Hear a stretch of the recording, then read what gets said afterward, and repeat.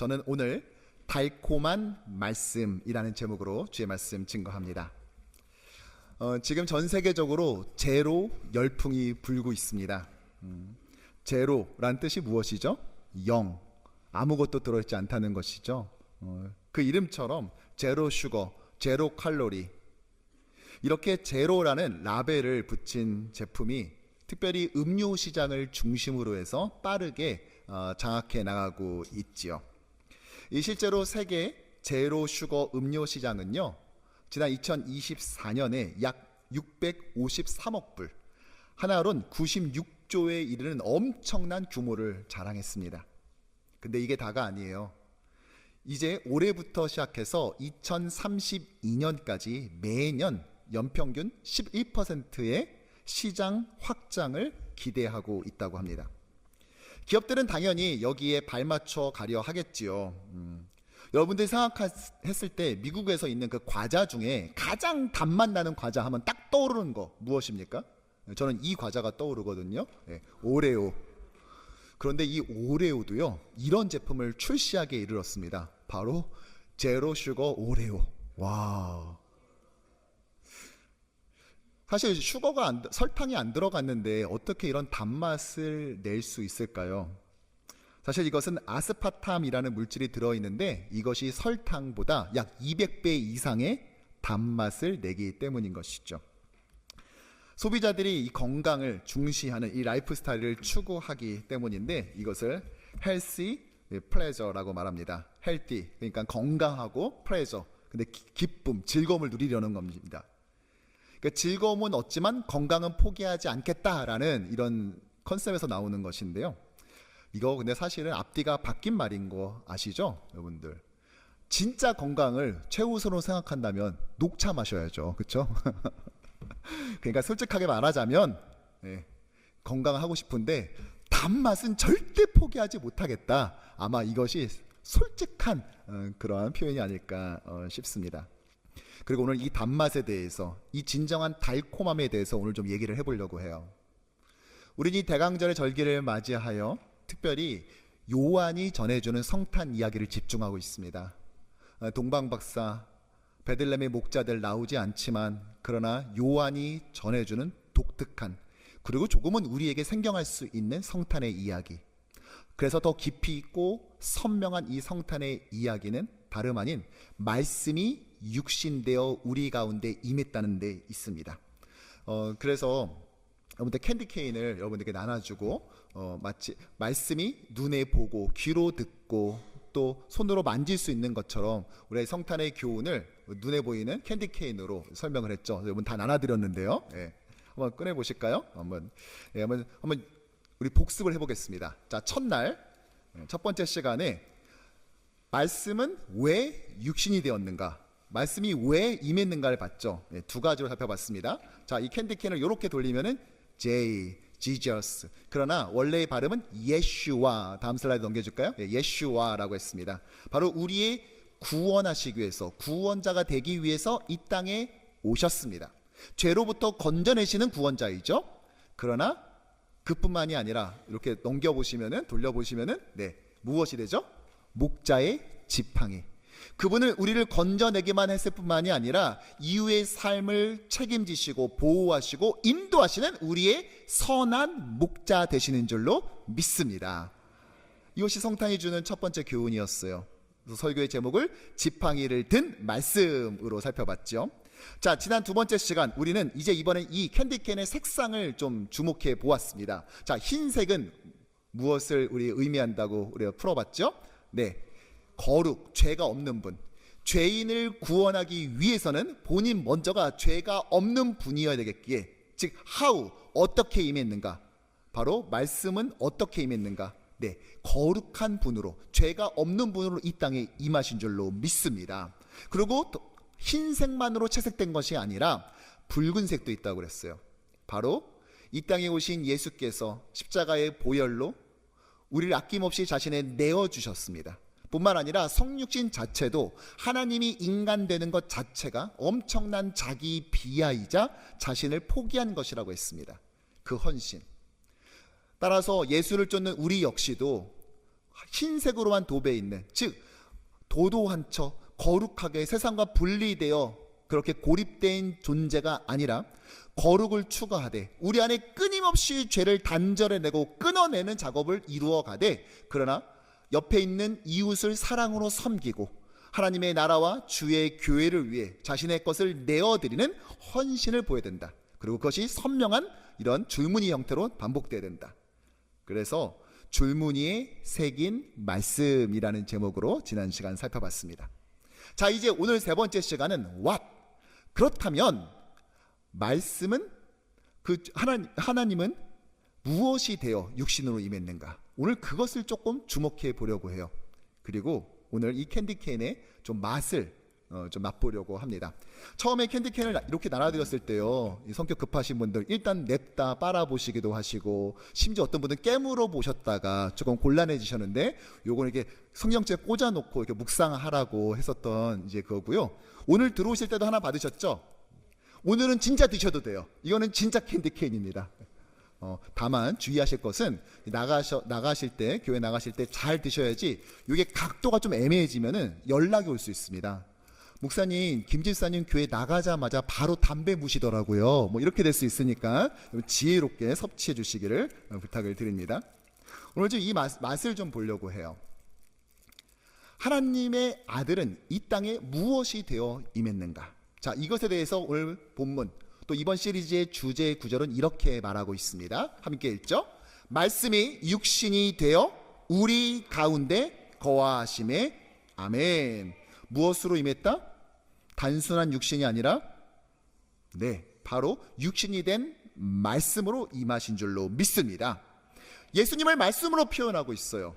그리고 성경에서 말씀을 묘사하는 여러 가지 방법들이 있지만 아마도 가장 우리에게 익숙하고 유명한 것은 이것이 아닐까 싶어요. 시작. 주의 말씀의 맛이 내게 어찌 그리 단지요, 내 입에 꿀보다 더 다나이다. 아멘. 말씀의 맛이 달다. 그리고 고대 사회에서 인간이 맛볼 수 있는 가장 달콤함은 사실은 꿀이었는데 그것보다 더 달다라고 말했다는 것입니다. 그러니까 지금으로 말하자면 이 제로콜라 안에 들어가 있는 아스파탐, 설탕보다 200배 이상 더 달다고 하는 그 아스파탐보다 훨씬 더 단 것, 그것이 바로 다름 아닌 말씀이라고 했고, 그 말씀은 이 땅에 육신으로 왔다는 것입니다. 과연 그 말씀은 우리에게 어떠한 달콤함을 제공할까요? 이 성탄이 주는 달콤함의 차원과 그 깊이와 너비는 어떠한 것일까요? 바라기는 오늘 이 성탄 주일 예배에 참석한 모든 주님의 자녀들이 다름 아닌 육신으로 이 땅에 오신 성육신하신 하나님께서 왜 말씀으로 묘사되고 있고 그 말씀이 주시는 달콤함의 정체는 무엇인지 깨달아서 우리가 이 성탄에 반드시 지녀야 될 그 영적 교훈과 그 풍요로움을 누리는 모든 성도 되기를 주님의 이름으로 간절히 축원합니다. 사실 이 말씀을 단맛에 비유한 또 다른 사람이 있습니다. 바로 다윗이라는 사람이었어요. 시편 19편에서 그는 이렇게 말하고 있는데요, 함께 읽죠. 금 곧 많은 순금보다 더 사모할 것이며 꿀과 송이꿀보다 더 달도다. 아멘. 주님의 말씀, 주님의 교훈이 송이꿀보다 더 달다라고 말하고 있어요. 이 말씀의 단맛, 이 말씀의 단맛이 영혼에 어떠한 달콤함을 안겨주는지를 설명했는데 이것을 다윗이 썼다는 것입니다. 자, 그런데 다윗은 누구였다? 마태복음의 성탄 이야기, 아브람과 다윗의 자손 예수 그리스도의 세계다. 벌써 의미심장해지죠.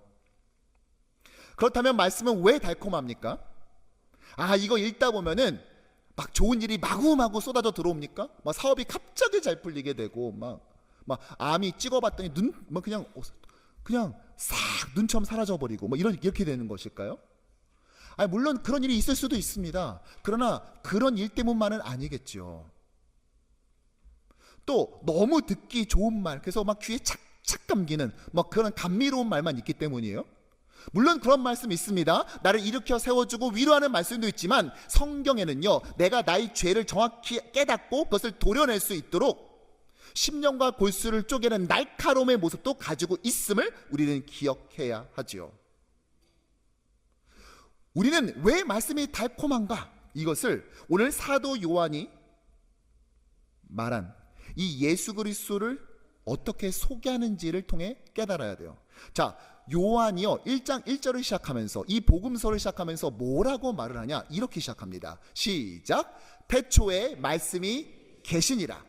이 말씀이 하나님과 함께 계셨으니 이 말씀은 곧 하나님이시라. 아멘. 자, 요한이 지금 뭐라고 말하죠? 태초에 무엇이 있었다? 말씀이 있었다. 이 말씀과 무엇을 연결합니까? 네, 창조와 연결하는 것을 볼 수 있습니다. 말씀이 창조와 연결된대요. 그런데 이 요한복음 1장 1절 뭔가 어디 좀 낯설지가 않죠? 어디서 좀 본 것 같죠? 어디서 봤어요? 그렇죠. 창세기 1장 1절 시작. 태초에 하나님이 천지를 창조하시니라. 아멘. 너무나 닮아있지 않습니까? 요한복음이 이 창세기를 오마주하고 있는 것을 봅니다. 굉장히 의도성이 엿보입니다. 무슨 말이에요? 사도 요한은 태초에 있었던 말씀과 창조 사건을 연결지으려 했고, 그 말씀이 독약청청 하늘에만 빛난 것이 아니라 이 땅에 육신이 되어 만지고 보고 들을 수 있는 존재로 임하셨다라고 말한다는 것이죠. 사랑하는 성도 여러분, 이것은 우리에게 좀 낯설 수 있어요. 지금 뭘 연결하고 있다는 거예요? 예수님과 말씀과 창조, 그리고 이것이 요한이 말하는 성탄 이야기 아닙니까? 성탄이 연결되어 있다는 거예요. 아니, 예수님과 말씀과 창조와 성탄이 연결된다고요? 보통 말씀은 율법, 신의 산, 회당 이런 것과는 자연스러울 수 있을지언정, 아니 말씀이 창조, 더군다나 성탄이 창조와 연결된다니요. 여러분, 하지만 성경을 가만히 보십시오. 창조에 대해서 어떠한 방식으로 우리에게 소개하고 있죠? 태초에 하나님이 천지를 창조하셨다. 요한은 태초에 말씀이 있었다라고 말을 하면서 창세기 1장 3절은 하나님이 이르시되 말씀하시되 빛이 있으라. 그 다음에 뭐예요? 빛이 있었더라. 시편은 이것을 보다 더 선명하게 우리에게 말해주는데요. 시편 33편 시작. 여호와의 말씀으로 하나님이 하늘이 지음이 되었으며 또 그가 말씀하심에 이루어졌으며. 아멘. 하나님이 천지를 뭐로 창조하셨다? 말씀으로. 자, 정리해 볼까요? 예수는 태초부터 창조 때 함께 하신 창조주인 줄로 믿습니다. 그런데 그 창조주 하나님, 성자 하나님이신 예수는 이 땅에 말씀이 되어 오셨습니다. 그런데 예수는 창조의 도구이신 말씀이 된 거예요. 그 말씀은 다름 아니라 창조의 도구였습니다. 창조의 방법이었어요. 따라서 연결해보면 어떤 등식이 성립이 됩니까? 예수께서 이 땅에 임하신 진짜 이유가 뭐예요? New Creation, 바로 새 창조입니다. 이것이 우리에게 낯설 수 있지만요, 여러분 가만히 보십시오. 오늘 본문 12절을 보면은 이렇게 말하고 있죠. 우리의 상태를 뭐라고 말하냐? 시작. 영접하는 자, 곧 그 이름을 믿는 자들에게는 하나님의 자녀가 되는 권세를 주셨으니. 아멘. 자, 우리는 영접하는 자입니다. 맞습니까? 또한 우리는 예수를 믿는 자들이에요. 맞습니까? 그래서 우리는 하나님의 자녀가 된 줄로 믿습니다. 자, 그러면 그 다음에 뭐라고 나와야 돼요? 그러니까 신앙생활 잘해라, 이렇게 나와야 돼요. 근데 바로 다음 구절에 그 유명한 구절이 등장합니다. 시작. 이는 혈통으로나 육종으로나 사람의 뜻으로 나지 아니하고 오직 하나님께로부터 난 자들이니라. 아멘. 아니, 예수를 믿고 예수를 영접하고 그래서 하나님의 자녀가 됐는데, 그런 우리가 오늘부터는 기독교인이라고 써, 이게 아니라 우리의 존재 방식을 바꿔버립니다. 우리는 더 이상 사람에게서 난 자가 아니래요. 대신 어디서부터 났다? 하나님께로부터 난 자가 되었다는 겁니다. 왜 우리가 이제 막 옛날에 태어난 사람 중에 이렇게 막 유명하거나 이런 사람들 약간 신격화 시켜서 뭐 예를 들어 박혁것에는 엄마에게서 나지 않고 막 아래에서 태어났다. 뭐 이런 거요. 아니 어저께까지 잘 살다가 오늘 예수 믿었는데 아니 갑자기 신적 기원설이라니. 아니 우리가 하나님께로부터 났다니. 내가 태어난 산부인과도 알고 있는데 산부인과 선생님과 지금도 연락 주고받고 지나가면서 인사하는데 아니 무슨 갑자기 하나님께로부터 태어났습니까? 여러분 그러나 요한 사도만 그런 것이 아니에요. 바울 사도는요 갈라디아서에서 예수 믿는 걸 뭐라고 표현하는 줄 아세요? 이렇게 표현합니다. 시작. 할례나 무할례가 아무것도 아니로되 오직 새로 지음을 받은 것만이 중요하니라. 아멘. 예수 믿는 걸 뭐라고 표현하죠? 새로 지음 받은 것, 새 창조로 표현하고 있습니다. 따라서 이렇게 예수를 영접해서 새 창조를 받은 우리는 그럼 누구냐? 바울은 고린도 교회에게 보낸 편지에서 이렇게 말합니다. 시작. 그런즉 누구든지 그리스도 안에 있으면 새로운 피조물이라. 이전 것은 지나갔으니 보라 새 것이 되었도다. 아멘. 우리는 새 것이 되었습니다. 그런데 물건을 샀어요. 봤더니 이게 뭐 고장나 있는 거예요. 아 좀 바꿔주세요. 그랬더니 새 걸로 새 제품으로 바꿔준 거예요. 이런 차원 아니라고요. 여기서 새 것이 됐다는 것은 무엇이냐? 새로운 포이에마, 새로운 피조물이 되었다는 거예요. 이전의 방식과 이전의 존재와 전혀 다른 새로운 차원의 인류, 새로운 존재가 되었다고요. 어마어마한 일이죠. 근데 이것이 언제 이루어졌다? 2000년 전 예수 그리스도의 구원 사역으로 이루어진 줄로 믿습니다. 그래도 성탄과 창조, 새 창조를 연결짓기 힘들다면요, 이번에는 누가가 전하는 성탄의 이야기를 봅시다.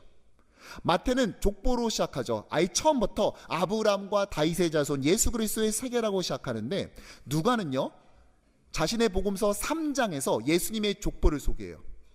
마태복음은 위에서부터 내려오는 방식을 취한다면 누가는 정반대로 밑에서부터 위로 올라가는데요.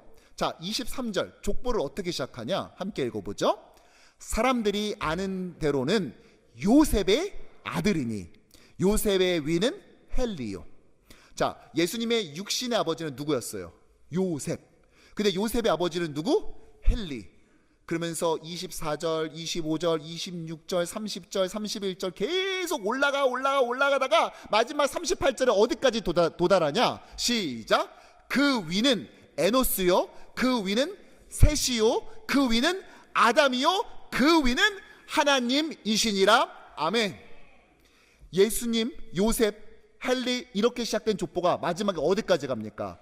인류 최초의 사람이었던 아담, 그리고 그를 창조하신 창조주 하나님까지 올라가는 족보를 우리에게 보여주고 있어요. 무슨 말이에요?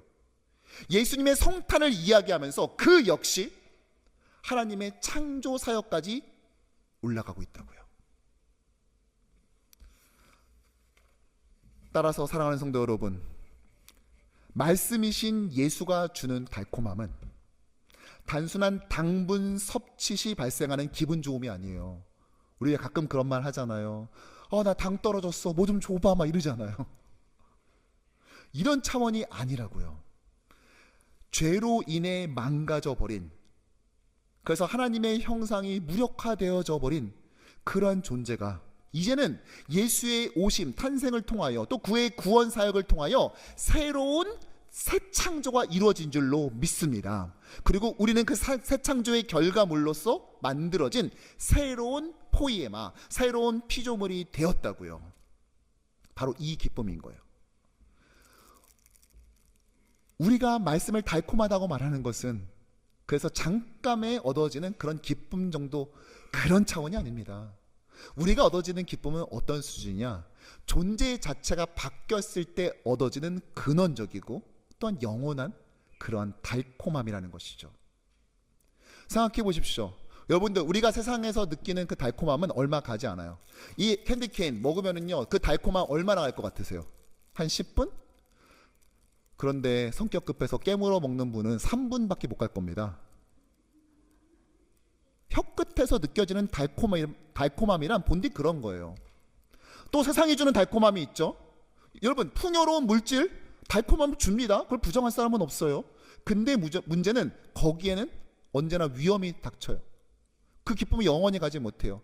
그것으로 인하여서 재산 분할, 상속 분할, 소송을 간다든지, 또는 그것으로 인하여서 하나님을 향한 그 사랑이 예전 같지 않고 하나님 앞에서 슬슬 교만해지는 자신의 모습을 발견함으로써 신앙적 후퇴를 경험할 수도 있습니다. 그러나 우리가 얻어지는 달콤함은 그런 차원이 아니에요. 아예 싹 다 새로운 사람이 됨으로 말미암아 이 땅에 어떤 어려움과 고난이 닥친다 할지라도 그래 봤자지, 어차피 나는 천국을 소유하고 있는데, 그리고 언젠가 이 육체와 영혼이 분리되는 그 순간, 세상 사람들은 육체의 죽음이라고 부르는 그것을 경험하게 되는 순간, 난 드디어 그토록 보고 싶었던 우리 주님과 먼저 가신 믿음의 조상들을 만날 수 있는데, 따라서 우리의 달콤함은 절대로 빼앗길 수도 또 변질될 수도 없는 참다운 달콤함인 줄로 믿습니다. 이게 바로 저와 여러분들이 경험하는 단맛인 것이죠. 그러므로 캔디 케인을 볼 때마다 떠올리셔야 됩니다. 성탄의 선물이 아니라, 성탄의 이유도 모르고 왠지 들뜨는 그 즐거운 느낌이 아니라 무엇을 떠올려야 된다? 바로 나는 새로운 창조를 경험한 자들이다. 나는 새로운 피조물이다. 나는 그래서 인생이, 이 쓴맛 보던 인생이, 여러분 예수 믿기 전에 우리 인류의 상태는 어떤 것입니까? 살짝 달콤하고 대부분의 시간은 쓴맛을 맛보는 시간이었던 우리가 이제는 빼앗길 수 없는, 돌이킬 수 없는 불가역적인 단맛을 보게 되었다. 이것을 떠올려야 될 줄로 믿습니다. 그리고 이렇게 새로운 피조물이 된 우리, 말씀으로 인해, 말씀 대신 예수로 인해 새로운 피조물 된 우리는 이제 이후는 어떻게 살아야 될까요? 우린 시스템이 바뀌었어요. 옛날 같은 방식으로 도파민 분비가 안 되는 겁니다. 이제 이 단맛, 우리의 단맛은 거기서 나오지 않아요. 우리의 단맛은 뭐예요? 네, 예수를 담은 말씀. 구약은 오실 예수 그리스도요, 신약은 오신 예수 그리스도를 담고 있는 이 말씀을 읽고 묵상하고 듣고 순종하고 실천할 때 얻어지는 그 근원적, 서양 사람들은 절대 분비되지 않는 그 지점에서 우리는 영적 도파민 분비, 그 달콤함과 행복감과 희락과 즐거움을 누리게 될 줄로 믿습니다.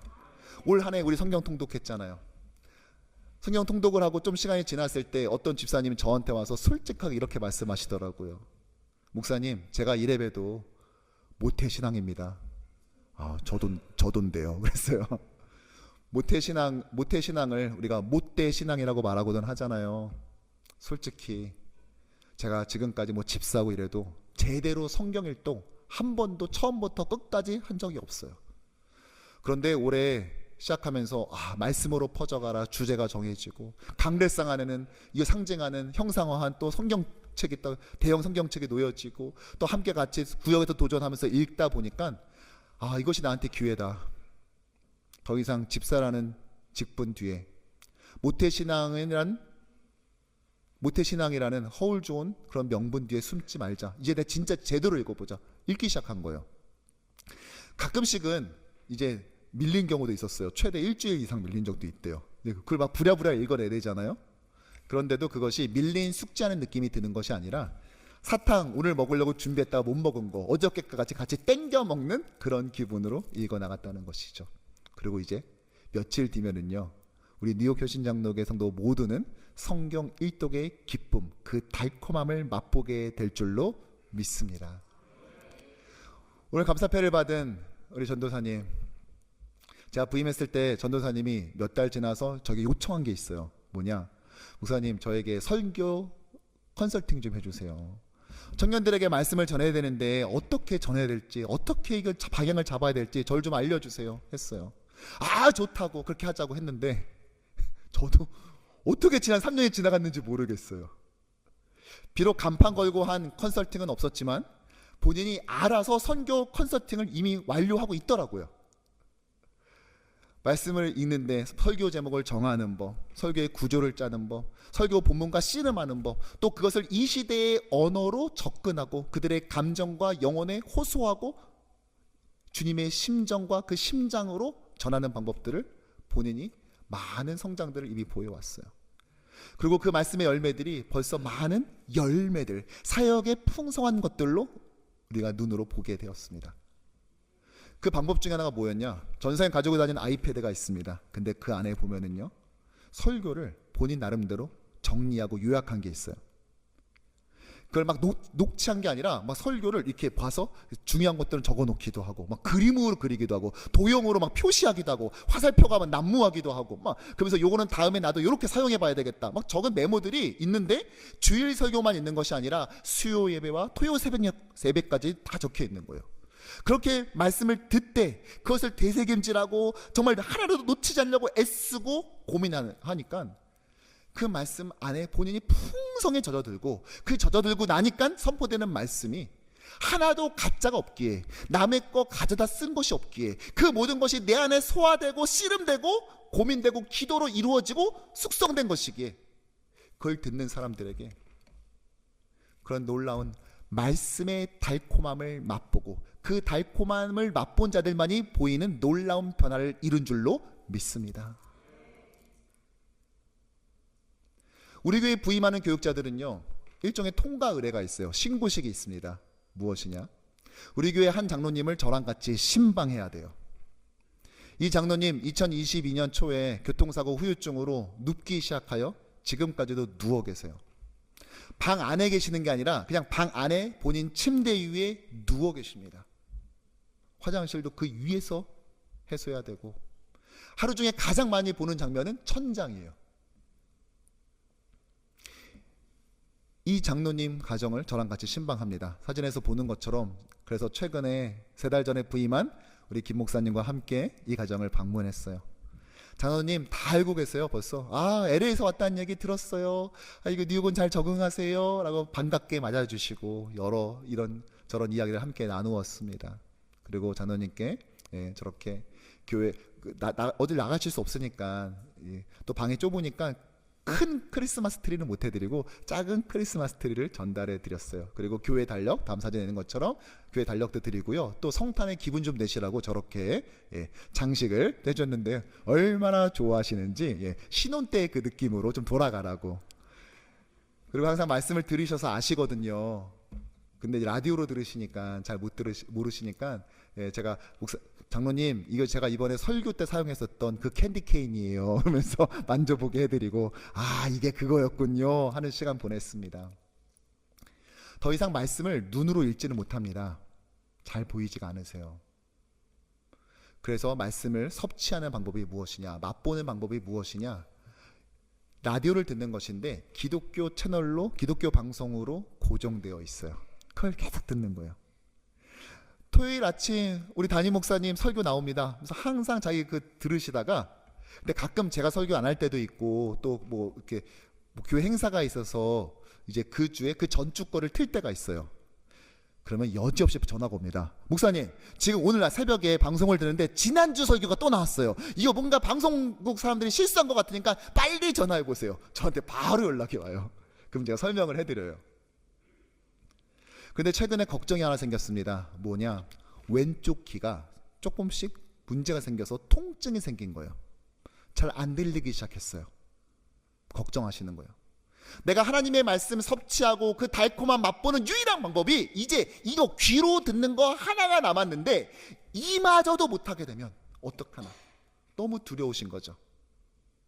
그래서 사진에서 보는 것처럼 이번에 갔을 때 장로님을 위해서 기도하는데, 주님, 사랑하는 아들의 귀에 이 청력을 오래도록 주님 보존해 주시고, 그래서 하나님의 이 말씀의 달콤한 것 가운데 말씀 듣고 새로운 피조물 되어서 이 진정한 궁극의 달콤함을 맛보신 분이 이제 매일 삶 속에서도 말씀이 주는 그 소소한 달콤함들, 때로는 하나님이 나만을 위해서 이 설교자를 준비시켜서 설교시킨 것 같은 그 맞춤식 은혜로 다가오는 그 달콤함들, 그것을 좀 계속해서 누리도록 허락하여 주시옵소서. 여러분들도 그렇게 생각날 때마다 함께 기도에 동참해 주시지 않겠습니까? 사랑하는 성도 여러분, 우리는 말씀이 육신되어 오신 예수로 인해 구원받은 존재입니다. 하나님은 말씀으로 천지를 창조하셨고, 예수님은 다른 그 어떠한 표현보다 말씀으로 오셨다 우리에게 자신을 소개합니다. 이것은 우리에게 재창조 사역임을 분명히 알려주셨고, 우리는 새로운 피조물이 되었습니다. 우린 달콤함을 맛보는 방식 자체가 세상과 다르게 되었다는 것입니다. 우리는 말씀으로 인해 구원받았을 뿐만이 아니라 말씀으로 인해 삶을 이겨내는 달콤함, 말씀으로 인해 도전받는 그 단맛을 맛보되 그러나 세상과는 차원이 다른 이 진정한 단맛을 누림으로써 우린 이 대강절에 예수 그리스도의 오심을 오롯이 깨닫고 보다 더 선명하게 그 교훈 가운데로 나갈 수 있을 줄로 믿습니다. 우리 옆에 있는 분들과 인사합시다. 메리 크리스마스 새 창조를 축하합니다. 메리 크리스마스 새 창조를 축하합니다. 또 이렇게 인사해 볼까요? 말씀의 진짜 단맛 누립시다. 말씀의 진짜 단맛을 누립시다. 아멘. 말씀을 정리하죠. 한동안 위세를 떨쳤던 이 제로 음료가 논란에 휩싸인 적이 있었어요. 이 단맛을 내는 설탕보다 200배 강하다는 이 아스파탐, 이것이 발암 가능성이 있다는 거예요. 암을 일으킬 수 있는 가능성이 발표됐어요. WHO의 산하에 있는 한 기관이요, 2023년 이 아스파탐을 인체 발암 가능 물질인 그룹 2B로 분류를 했거든요. 물론 2단계는 이게 먹으면 섭취하면 무조건 암에 걸리고 이건 아닙니다. 그냥 암을 일으킬 수 있는 가능성이 있다, 그래서 연구를 해봐야 된다라는 정도인 것이죠. 다수 기관은 현재 이것만으로는 암 발생과 직접 연관 지을 수 없다라고 발표하기도 했죠. 하지만 저는 이 발표를 들으면서 이런 생각이 떠올랐어요. 무엇이냐? 달콤함 뒤에는 계산서가 따른다. 그렇죠?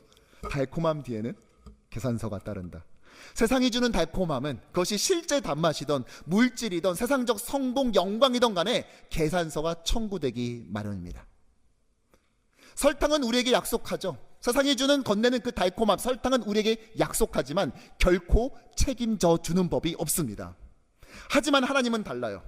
주님은 우리의 혀를 만족시키는 단맛이 아니라 우리를 살리는 단맛, 그 말씀을 허락하셨습니다. 여러분, 진정한 단맛은요, 더 이상 갈망하지 않아도 되는 평안 아니겠습니까? 우물가 여인, 그 수가성 여인에게 갔을 때 예수님이 하신 말씀이 뭐예요? 너 이 물 마셔도 또다시 목마를 거야. 그러나 내가 주는 물을 마시면 다시 목마르지 않을 것이다. 요한복음은 우리에게 묻습니다. 왜 썩을 양식을 위하여 일하는가? 예수께서 우리에게 약속하신 달콤함은 잠깐의 단맛이 아니라 영원히 목마르지 않는 생수요, 영원히 줄이지 않은 생명의 떡인 줄로 믿습니다. 말씀이 육신되어 우리 가운데 거하심에,